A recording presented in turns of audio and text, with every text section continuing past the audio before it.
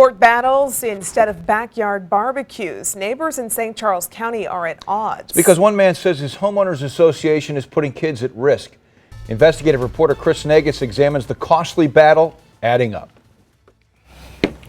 On the other side of this gate, now this is my swimming pool right here, sir. Murray Randall of Wentzville explains his reasoning for this 6-foot vinyl fence. I put it up because I thought it was the safest thing for a child. Randall is worried someone will drown in his pool without this barrier. I got this super strong.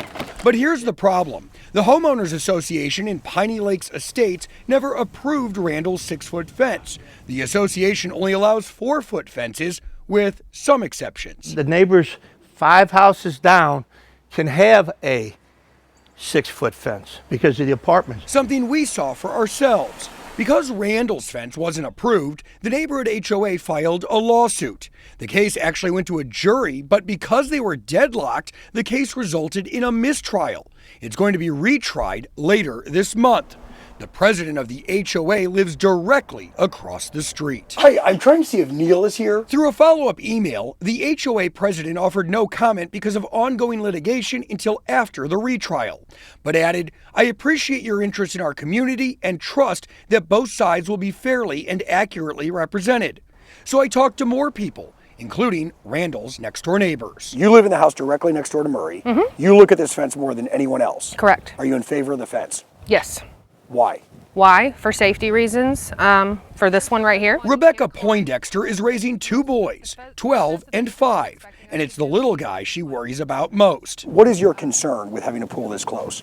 Drowning. On the other side of Randall's fence, Joe Snyder. Are you in favor of this fence? Correct, I am. And why is that? I like the height of the fence and I like the slickness of the fence where little ones can't get over the top of it. Snyder hopes the HOA will reconsider its position. Randall also points to this. The neighborhood pool has a fence similar to his. The community pool has 6-foot fences. He also showed me this paperwork, an approval from the city of Wentzville. So I went to City Hall and spoke to City Manager David Gibson. Who has the final say when it comes to approving something on private property? Is it the city or is it the HOA? So the city will issue permits based upon the city's regulations. If an HOA has a particular restriction that's stricter than what the city has, then the HOA would be responsible for enforcing that particular requirement. So the HOA has the ability to be more restrictive than the city? That is correct. The city prints that in black and white. City permit approval does not constitute subdivision approval. And my fence is really strong. Randall told me this fence is top of the line and costs 10 grand. And a child cannot climb it. He thought the HOA would understand his safety concerns even if they didn't approve it. So essentially your model was ask forgiveness, not permission. He asked forgiveness, not from me. Yes, sir. But it never happened. Didn't work. It's important that you actually read the documents, and I hate to be a lawyer saying read the documents, but it's true. Stephen Davis with Carmody McDonald in Clayton represents HOAs. He's not involved in this case, but he's an expert in cases involving disputes between residents and their associations. Can the HOA grant a variance? Can they move on and let it go?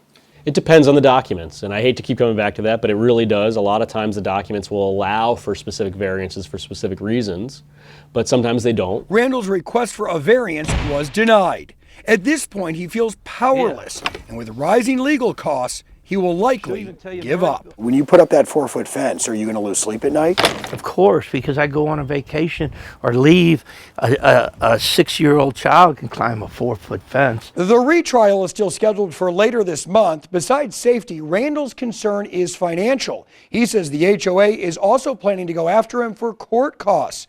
Bottom line, before you buy a house, double check to see if the neighborhood has an HOA, and if they do, read the rules.